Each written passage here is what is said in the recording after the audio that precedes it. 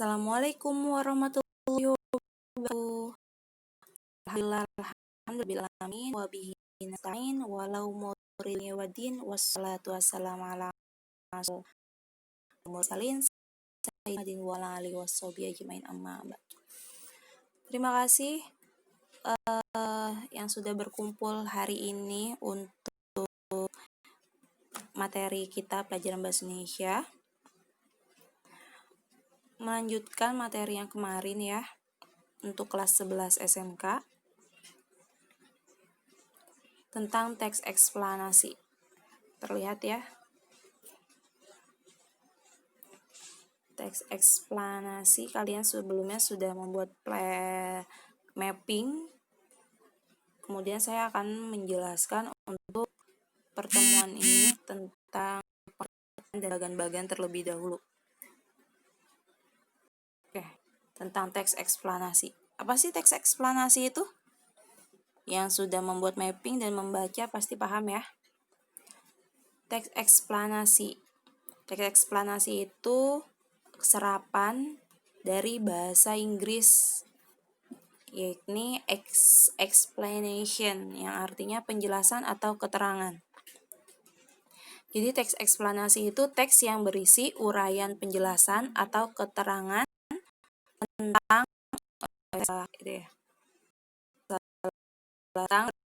fenomena yang terjadi di sekitarnya.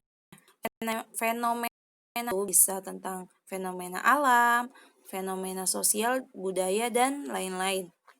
Nah, jadi teks eksplanasi itu memfokuskan pada proses mengapa dan bagaimana fenomena itu terjadi. Jadi, menjelaskan tentang fenomena itu. Mengapa fenomena itu terjadi? Misalkan fenomena alam, banjir. Mengapa fenomena banjir itu terjadi? Bagaimana terjadinya banjir itu? Sosial, budaya, dan lain-lainnya. Seperti itu ya. Jadi, explanation, penjelasan. Menuntut penjelasan tentang sebuah peristiwa atau fenomena. Nah, bagannya itu sendiri tentang teks eksplanasi itu ada 3, kepala, badan, kaki. Yang kepala yang pertama itu yang paling atas adalah pembuka, pernyataan umum tentang teks penjelasan eksplanasi itu. Pembuka, pernyataan umum misalkan tentang banjir.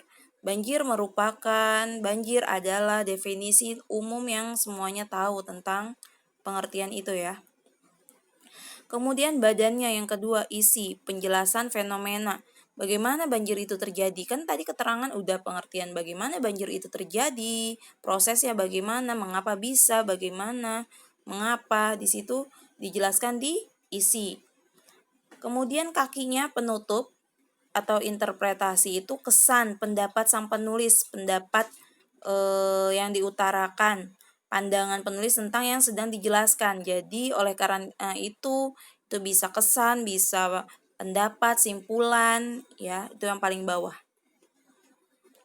Jadi ingat, eksplanasi ada kepala, badan, kaki, pembuka, isi, penutup. Selanjutnya kita lihat contohnya. Contoh menemukan bagian teks eksplanasi fenomena alam. Di sini saya mencontohkan tentang fenomena alam. Padahal ada fenomena-fenomena yang lain, ada tentang sosial, budaya, dan lain-lainnya. Nah, kalian perhatikan untuk saya di sini salah. Ini bukan fenomena alam, ini fenomena sosial. Berita tentang hoax.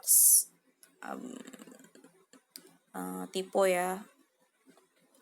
Jadi berita hoax adalah itu definisi ya, pembuka, pernyataan umum, pengertian itu ada di pembuka kepala. Nah, terus paragraf kedua, hoax dipicu oleh, itu penyebab, bagaimana, mengapa itu terjadi. Itu berarti masuknya ke isi penjelasan fenomena. Kemudian oleh karena itu dijelaskan pendapat, kesan. Banyak oknum yang memanfaatkan fenomena itu. Itu masuknya penutup. Nah, tugas kalian cari teks eksplanasi, kemudian kalian beri tanda seperti ini nih. Ya. Ya. Mana?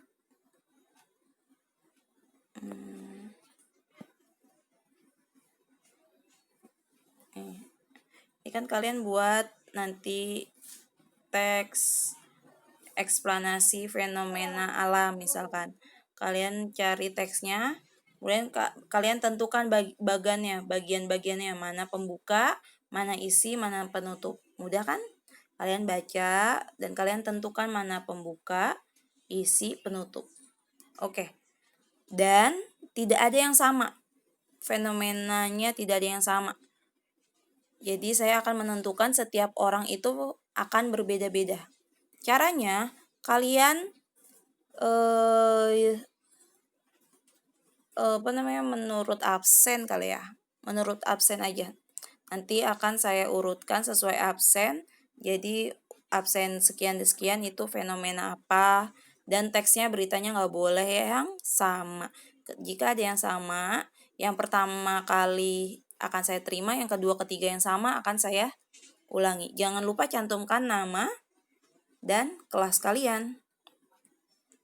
Terima kasih. Sekian dari saya, sampai ketemu lagi minggu depan. Wassalamualaikum warahmatullahi wabarakatuh.